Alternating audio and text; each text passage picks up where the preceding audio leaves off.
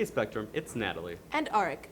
Back at it with a completely normal noise news. And normally, we start with announcements, so here's Ethan with sports. Hello Spectrum, welcome back to the sports. Thanks for tuning in, let's get right into it. On Tuesday, April 5th at 4:30 p.m., the JV and varsity baseball teams will be facing Kimball. Interesting name. At Kimball High School. On Thursday, April 7th, the girls track and field team will be facing Rockford at Rockford High. The JV baseball team will be having a home game against Pack Charter at 4.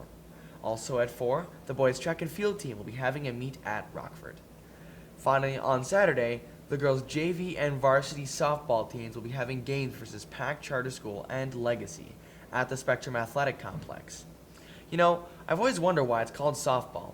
I got hit in the head with a softball as a kid, and it was definitely not a soft experience. Anyways, thanks for listening, Spectrum. Back to you, Natalie and Arik. What a super sports segment. Thanks, Ethan. Yeah, Natalie, I just love our sports segments. Hey Arik, does something feel a little bit different to you? I don't know, Natalie. What is different? You know what? I think it might be the school start times this year. Astute as always, Natalie. Here's Ruby and Ellie with more on that. Is 7:40 too early for school to start? I feel like it's way too early. I feel like I needed a whole night of rest before I get up for school and having to do a ton of work and whatever. Many students think so and have very strong thoughts about starting times. It's kind of early, but I like Mondays because you get an extra hour of sleep. I would change it to where late starts is, so 8:40. It allows me to get up and ready to go in the morning.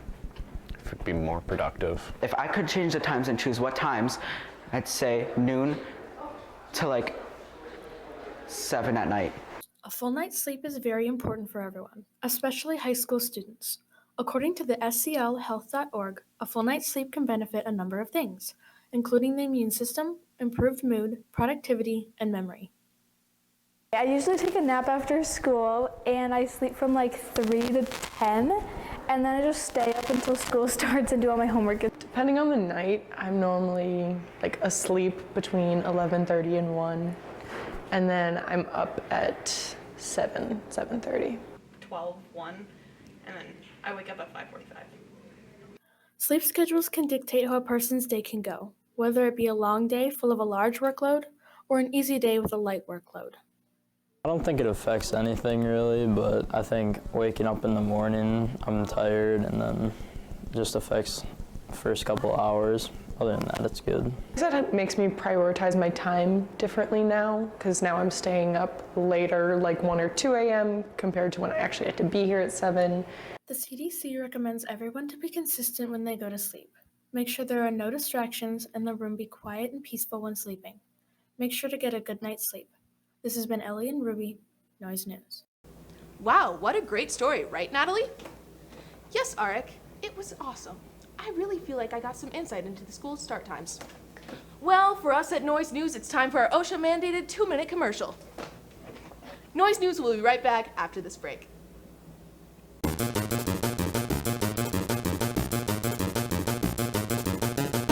Hey, today we're going to be fixing Noise News' audio problems. We know it's been coming in through the left ear for the longest time, so we thought we might as well fix it today. Yeah, thank you, Preston. In fact, I'm already on it. I've got it up right here.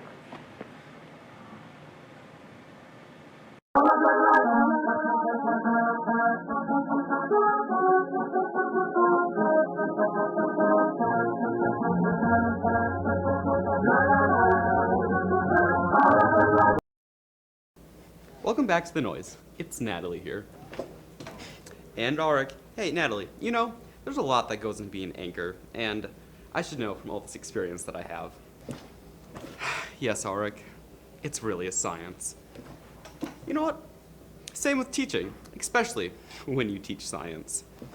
I think that Ethan and Kaylana sat down with Ruzek to talk about his teaching style and how it's been going through the years.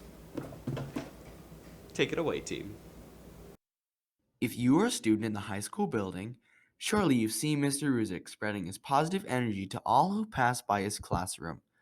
We decided to do an interview on him and ask him what his teaching experience has been like. How do you enjoy teaching? Mostly the social aspect of it. I like you guys. I have fun playing around. I have fun kind of like trying to elicit particular positive social behaviors and making jokes with people and just kind of showing people how you can be in public and still be a professional person.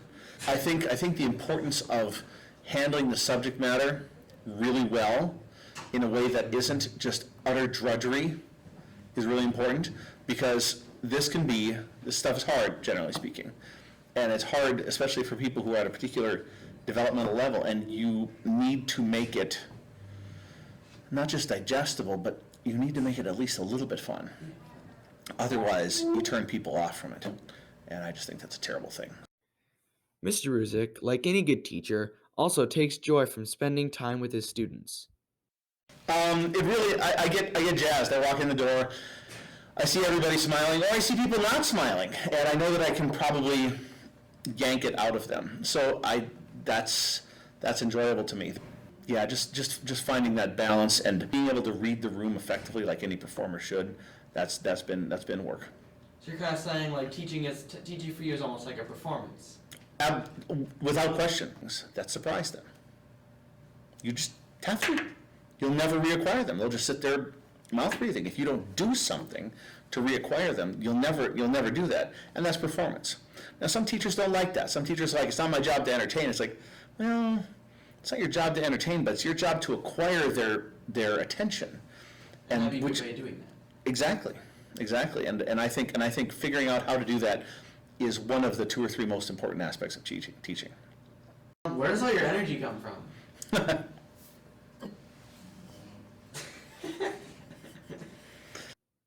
This has been Ethan and Kaylana, Noise News. That was such a cool story. You're right, but unfortunately, that's all the news we have for you this week's thing. This has been Natalie. And Arik. Keeping you in on the noise.